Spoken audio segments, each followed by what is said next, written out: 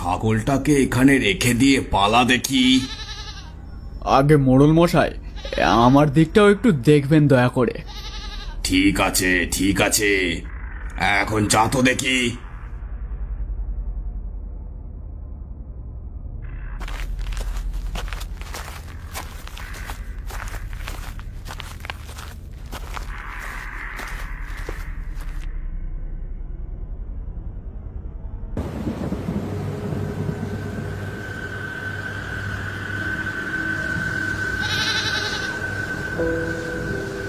বিটুয়া, বিটুয়া তুই এসেছিস?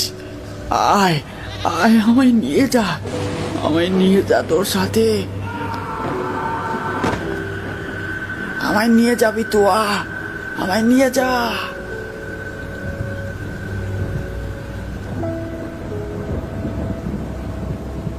গতকাল রাতের দুর্যোগ কেটে যাওয়ায় গ্রামের কিছু মানুষ একসাথে বসে গল্প জমিয়েছে বুড়ো বটতলায়। গল্প বলা ভুল হবে, তারা আলোচনা করছে গ্রামের পরিস্থিতি নিয়ে। কি বলবো হে সনাতন, ভয়ে ভয়ে থাকতে হচ্ছে, যেন ভয়ে ভয়ে থাকতে হচ্ছে। কেন হে, তোমার আবার ভয় কিসের? ভালোই তো ব্যবসা করছো। আরে বেঁচে থাকলে তারপর তো ব্যবসা। কাল শোনোনি ওই রাতের দিকের ডাকটা? কি ভয়ানক সেই ডাক, যেন যেন কাউকে নিয়ে যেতে চাইছে সেই ডাক। আরে কোন ডাকের কথা বলছো বলো তো ভাই, একটু খোলসা করে বললে তারপর তো বুঝি। আরে তোমরা কি রাতের বেলা কানে কুলু এটে ঘুমাও নাকি? এই দুদিন থেকে, বিশেষ করে গতকাল ঠিক রাতের বেলা একটা ছাগলের ডাক তোমরা শুনতে পাওনি বুঝি? হ্যাঁ হ্যাঁ, আমিও শুনেছি হে সুবর্ণদা, তুমি ঠিক বলেছ। আজ দুদিন থেকে ঠিক রাতের বেলাতেই শোনা যায় ডাকটা। কই, আমি তো কোনো আওয়াজ টাওয়াজ শুনতে পাই না। কি করে শুনবে, ঘুমাও তো কুম্ভকর্ণের মতো। কিছু বললি? আরে না না, আমি আবার কি বলবো, সুবর্ণদাই তো ওই মরা বাচ্চা নিয়ে কিছু একটা বলছিল। ছাগল তো আমাদের গ্রামের অনেকের বাড়িতেই আছে, সেই ছাগলদের মধ্যেই কোনো ছাগলের ডাক তোমরা শুনেছ হয়তো। তা যা হোক, ছাগলের ডাক নিয়ে এত ভয় পেতে আমি আগে কখনো কাউকে দেখিনি হে। আমাকে কি পাগল ভেবেছ নাকি? ওটা শুধু ছাগলের ডাক হলে তাও হতো। কাল রাতের সেই মুষলধারার বৃষ্টির মধ্যে আমি ছাগলের সাথে রথিনের ডাকও শুনেছি। রথিন চিৎকার করে বলছিল, বিটুয়া, বিটুয়া তুই এসেছিস, আয়। তার সাথে সেই প্রকাণ্ড ছাগলের ডাক।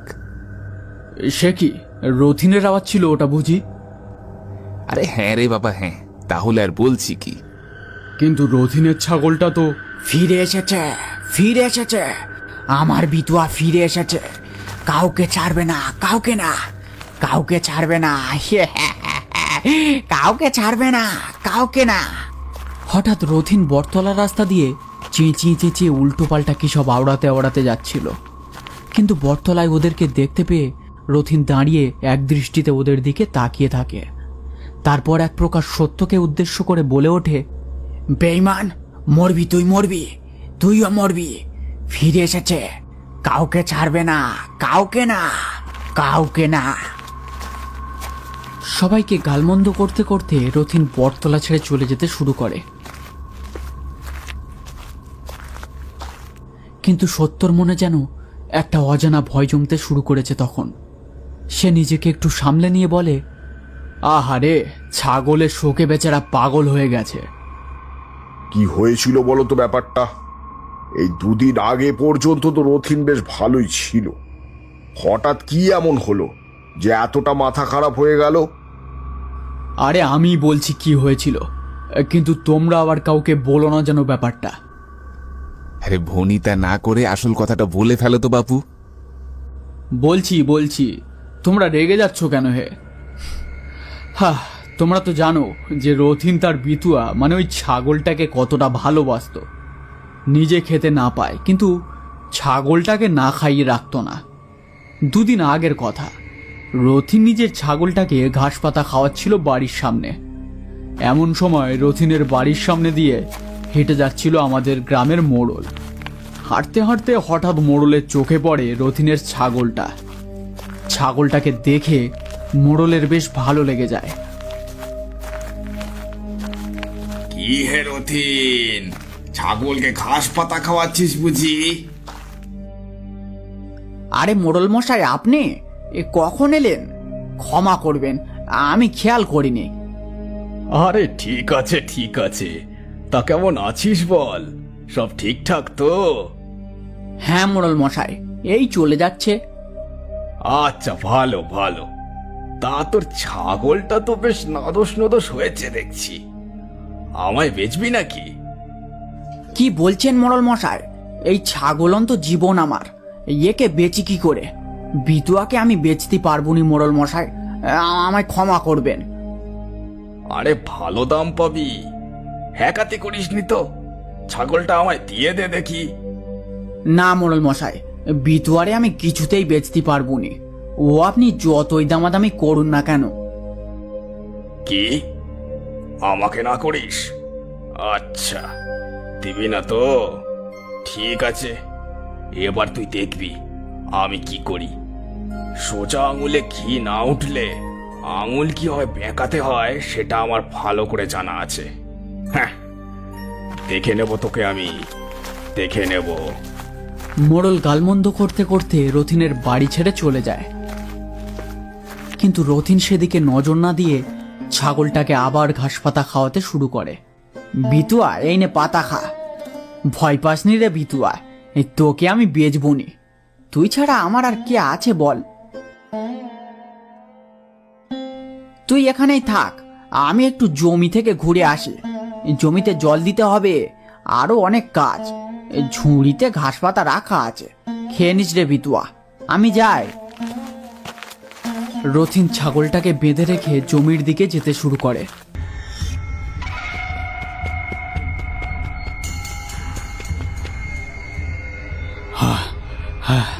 এই রথিন, তোর তোর ছাগলটাকে মোড়লের লেঠেলরা এসে ধরে নিয়ে গেল যে, জলদি যা, নইলে মোড়ল আবার। রথিন আর সেখানে এক মুহূর্ত দাঁড়ায় না, সোজা মোড়লের বাড়িতে পৌঁছায়। মোড়ল বসে হুঁকোতে তামাক খাচ্ছিল। রথিন সেখানে গিয়ে হাঁটু মুড়ে বসে হাত জোড়ো করে। মোড়ল মশাই, আমার বিতুয়াকে ছেড়ে দিন মোড়ল মশাই। ও ছাড়া এ দুনিয়ায় আমার আর কেউ নেই। দয়া করে ওকে ছেড়ে দিন। কে? রথিন? এই দেখো দেখি, তোর ছাগল আমার কাছে থাকলে তারপর তো ছাড়বো নাকি? সে তো এখন অমনটা বলবেন না মোড়ল মশাই, দয়া করুন, দিয়ে দিন আমার বিতুয়াকে আমার কাছে, দিয়ে দিন দয়া করে। আরে কানের ধারে ঘ্যান ঘ্যান করিসনি তো, যা তো এখান দিয়ে, চাচা কেটে পড় দেখি এখন। শয়তান, আমার বিতুয়াকে মেরে খেয়েছিস, ছাড়বো না তোকে। তোকে তোকে মেরে খাবো আমি, তোকে মেরে খাবো। হত ছাড়া কোথাকার! এই, কে আছিস? এ বেটাকে মেরে বাড়িতে ফেলে দিয়ে আয় দেখি। ছাগলের শোকে পাগল হয়ে গেছে বোধহয়, মরকট একখানা। ছাড়বো না আমি, ছাড়বো না তোকে, তোকে ছাড়বো না। আমার বিতুয়া ফিরে আসবে ফিরে, তোকে খাবে। তুই মরবি মোড়ল, তুই মরবি। আর হাবাদে ঠিক করে খাবারটা হজমও করতে দিল না হে। ভালো করে ঠেঙিয়ে আধমরা করে ফেলে দিয়ে আয় ওকে ওর বাড়ির সামনে, তারপর মজা বুঝবে মরকটটা।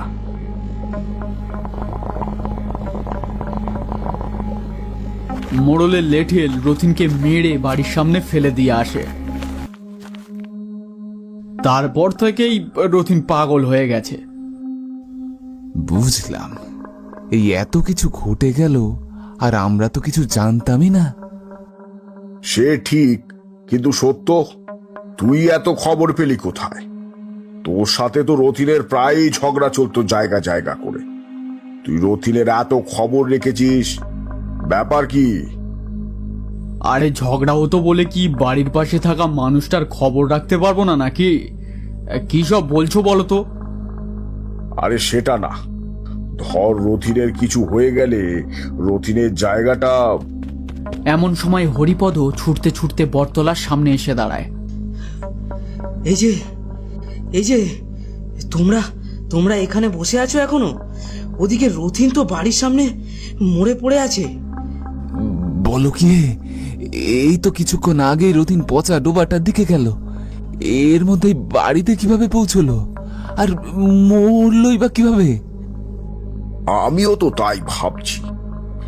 এই তো একটু আগে গেল সামনে দিয়ে, আর তো বাড়ি যেতে দেখলাম না। আর ওর বাড়িতে যাওয়ার আর অন্য রাস্তাও তো নেই। আরে আমি অত কিছু জানি না, কিন্তু তোমরা কি এখানে এখনো বসে থাকবে নাকি? রথিনের তো সাতকুলে কেউ নেই, শ্মশানে তো আমাদেরই নিয়ে যেতে হবে নাকি? চলো রথিনের বাড়িতে। হ্যাঁ হ্যাঁ, চলো চলো সবাই।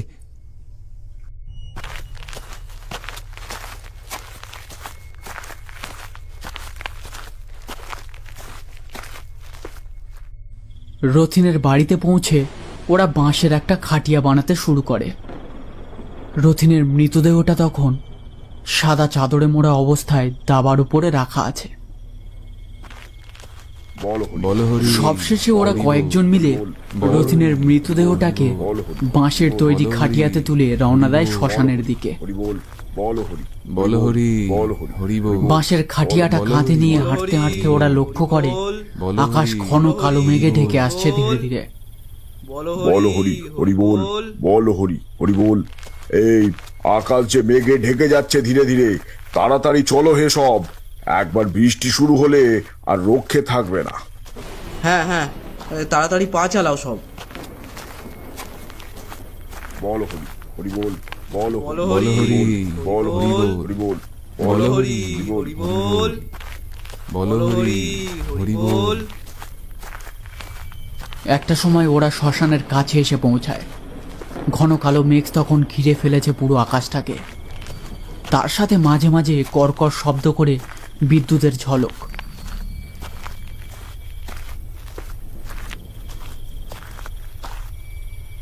খাটিয়াটা এখানেই থাক। এই সত্য, তুই মরা ধরে বস থাক এখানে, আমরা গিয়ে কাঠ জোগাড় করে আনছি। সে কি, আমি একা কেন মরা ধরে বসে থাকবো? আমার বুকে কি ভয় ডর নেই নাকি? আরে ভয় কিসের, তুই তো মুখাগ্নিটা করবি, আর যে মুখাগ্নি করে সেই মরা ধরে বসে থাকে, এটাই নিয়ম। কি উল্টো পাল্টা বলছো? আমি আমি কেন মুখাগ্নি করব? তোমরা তোমরা তাহলে কি করতে আছো? না না, আমি পারবো না, আমায় মাফ করো ভাই। আরে শোন শোন, তুই তো রথিনের সাথে প্রায় ঝগড়া করতিস জায়গা জায়গা করে। এখন সেই রথিন পরলোকে গেছে, ওর মুখাগ্নিটা তুই করলে ওর আত্মা শান্তি পাবে। আর মুখাগ্নির কত পুণ্যি জানিস, সব পাপ ধুয়ে যায়, বুঝেছিস? এই কথাটা শুনে সত্যর মুখের ভাব একটু বদলে যায়। এতই যখন বলছো তাহলে কি আর করার। ঠিক আছে, আমি না হয় মুখাগ্নিটা করে দেব। ঠিক আছে, তুই তাহলে রতিনের মৃতদেহটা ধরে বস, আমরা ততক্ষণে কাঠ জোগাড় করে তারপর সাজিয়ে আসছি। কিন্তু সাবধান, মরা ধরে বসবার পর যদি কোনো কারণে দেহের ওপর থেকে হাত আলগা হয়ে যায়, তখন কিন্তু বড় বিপদ নেমে আসবে তোর উপর, এটা মনে রাখিস। কেন বেকার ভয় দেখাচ্ছ ছেলেটাকে? এই সত্য, বস বস, মরাটাকে ধরে বস তো দেখি।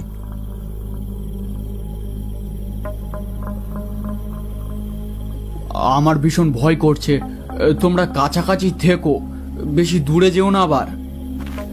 আরে ভয় নেই, ভয় নেই, শুধু একটা কথা মাথায় রাখবি, হাত একবার মৃতদেহ থেকে আলগা হলেই সর্বনাশ। সত্য রথিনের মৃতদেহের উপরে হাত রেখে মুখ ভার করে বসে আছে, আর মনে মনে উল্টো পাল্টা বিড়বিড় করে চলেছে। চারিদিকে শোঁশো বাতাস বয়ে চলেছে, তার সাথে মাঝে মাঝে আকাশে বিদ্যুতের ঝলক। যা যা যা, কি জ্বালাই পড়লাম রে বাবা! একেই মরকট্টার দেহটাকে ধরে বসে থাকতে হচ্ছে, তার উপর আবার মশার উৎপাত, জ্বালাতন যত সব। সত্য খানিকক্ষণ মৃতদেহের পাশে বসে থাকার পর হঠাৎ একটা জিনিস খেয়াল করলো। একটু দূর থেকে একটা ছাগলের ডাক যেন তার কানে ভেসে আসছে ধীরে ধীরে। এত রাতে ছাগলের ডাক? কার ছাগল হতে পারে? আর এত রাতেই বা এই শ্মশানে কি করছে? যাকগে যাক, আমার কি। আবার বেশ খানিকক্ষণ ছাগলের ডাকটা স্থায়ী হয়ে একসময় নিস্তব্ধ হয়ে যায়। আর কতক্ষণ যে এভাবে বসে থাকতে হবে কে জানে। হাতটাও ব্যথা হতে শুরু করেছে। এই উচ্চিংড়িগুলো কখন যে আসবে ভাল লাগে না বাবা।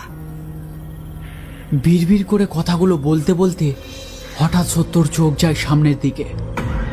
কি ওগুলো? কি বিদ্যুতের ঝলকে উজ্জ্বল হয়ে ফুটে উঠল ঝাঁকে ঝাঁকে মশা। ছোট্ট ছাউনিটার দিকে এগিয়ে আসছে তারা। মশাগুলো ধীরে ধীরে ছেঁকে ধরে সত্যকে। সত্যর শরীর থেকে সমস্ত রক্ত শুষে নেবার জন্যই যেন তারা এসেছে। একটা হাত দিয়ে মশাগুলোকে তাড়ানোর চেষ্টা করতে শুরু করে সত্য। মশাগুলো যেন প্রবল রক্ত পিপাসায় ছেঁকে ধরেছে তাকে। হঠাৎ বেখেয়ালে মৃতদেহের উপরে থাকা হাতটা সরিয়ে ফেলে সত্য। তারপর সেটা বুঝতে পেরে ভয়ে কেঁপে ওঠে তার সারা শরীর। বেশ কিছুক্ষণ আগে সনাতনের বলা কথাগুলো সত্যর চোখের সামনে ভেসে ওঠে। আরে ভয় নেই, ভয় নেই, শুধু একটা কথা মাথায় রাখবি, হাত একবার মৃতদেহ থেকে আলগা হলেই সর্বনাশ। বাইরের প্রবল হাওয়া মৃতদেহের উপরে থাকা সাদা চাদরটাকে টেনে হালকা খুলে দেয়। মৃতদেহটাকে দেখে সত্য চমকে ওঠে। এ কি? এই যে রথিনের দেহ নয়, এ তো মোড়লের লেঠেলের দেহ। প্রবল ভয়ে সত্য সেখান থেকে পালানোর চেষ্টা করে, কিন্তু তার শরীর যেন পাথরের মতো স্থির হয়ে গেছে। সে কিছুতেই নড়ে উঠতে পারছে না। কানের কাছে ঘুরপাক খাওয়া মশাদের ডাক ছাপিয়ে হঠাৎ একটা অন্যরকম ডাক শুনতে পায় সত্য। ডাকটা অনেকটা ছাগলের মতো, কিন্তু ছাগলের ডাক ছাপিয়ে আরো একটা গর্জন ভেসে আসছে। কি ভয়ঙ্কর সেই গর্জন! সত্য, আমার ছাগলটাকে নিয়ে মোড়লের বাড়িতে দিয়ে আসবি না? আমি এনেছি তো ছাগলটাকে, যা দিয়ে আয়। কে কে কে? আমি রে, রথিন। কেন, চিনতে পারছিস না বুঝি? রথিন, আমায় আমায় আমায় ছেড়ে দে ভাই। আমায় আমায় ছেড়ে দে। আমি কি ক্ষতি করেছি তোর? কেন আমায় ভয় দেখাচ্ছিস? ক্ষতি? হ্যাঁ, কেন? আমার জায়গাটা নিবি বলে আমার বিটুয়াকে নিয়ে মোড়লের বাড়িতে কে গিয়েছিল? মোড়লের লেঠেল না তুই? ক্ষমা ক্ষমা কর ভাই, আমায় ক্ষমা কর। ভুল হয়ে গেছে আমার। ক্ষমা চায়? কেন? আমার বিটুয়াকে মোড়লের কাছে দিয়ে আসার সময় মনে ছিল না? এখন কিসের ক্ষমা? এর কোনো ক্ষমা নেই, শাস্তি যে তোকে পেতেই হবে। সাথে সাথে মশার ঝাঁক ছেঁকে ধরে সত্যর সারা শরীরটাকে। শুষে নিতে থাকে সমস্ত রক্ত সত্যর দেহ থেকে। ঝমঝম করে শুরু হয় বৃষ্টি, তার সাথে সত্যর চিৎকার।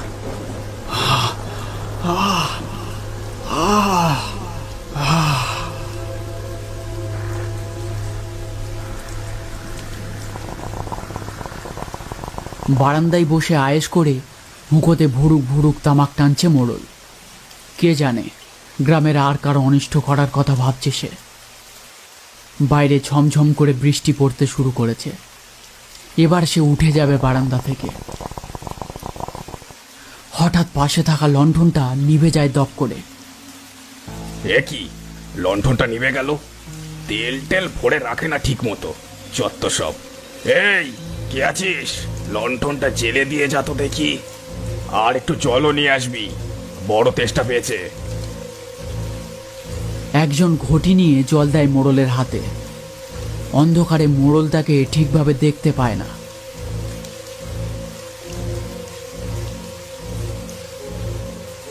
জল খাওয়া শেষ করে মোড়ল লক্ষ্য করে সে এখনো দাঁড়িয়ে আছে। কি হে, এখনো দাঁড়িয়ে আছিস? লণ্ঠনটা জ্বালিয়ে দিতে বললাম তো। সে কোনো জবাব দেয় না, স্থির হয়ে দাঁড়িয়ে থাকে সেখানে। আজকাল কানে কম শুনছিস নাকি? জব দিচ্ছিস না যে বড়। হঠাৎ কর্কশ শব্দ করে বিদ্যুতের আলো ঝলকে ওঠে। বিদ্যুতের আলোয় মোড়ল সামনের মানুষটার মুখ দেখতে পায়, আর সেটা দেখেই সে চমকে ওঠে। এ কি রথিন, তুই তুই না মারা গেছিস?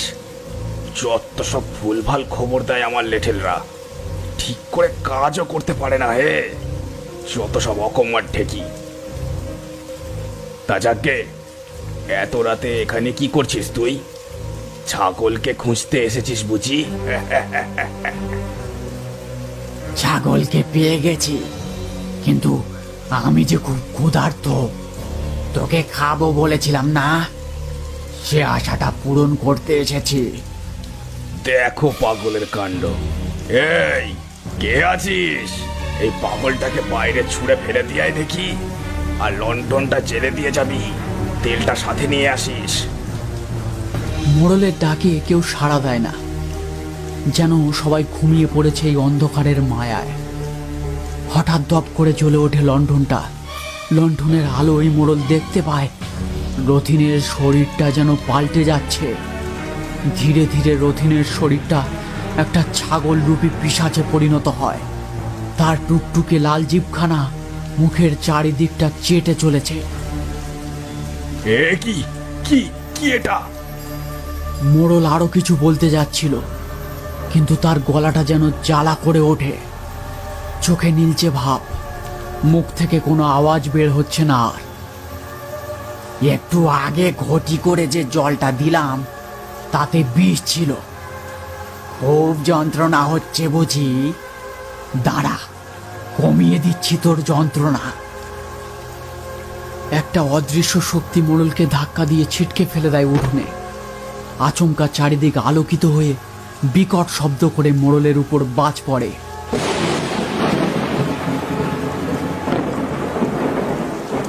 রথিনের চোখে জল নেমে আসে।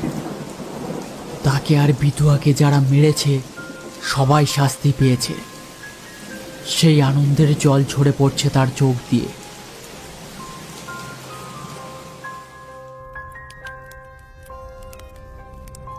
ভোরের দিকে দুটো চিতার ধোঁয়া মিশতে শুরু করে বাতাসে। ওরা ছাউনিটার কাছে পৌঁছে রথিনের পাশে পড়ে থাকা সত্যর রক্তহীন দেহটাকে দেখতে পেয়েছিল। আরও একটা চিতা বানানোর জন্য শুকনো কাঠ খুঁজতে ওদের ভোর হয়ে যায়। দাউ দাউ করে জ্বলছে দুটো চিতার আগুন।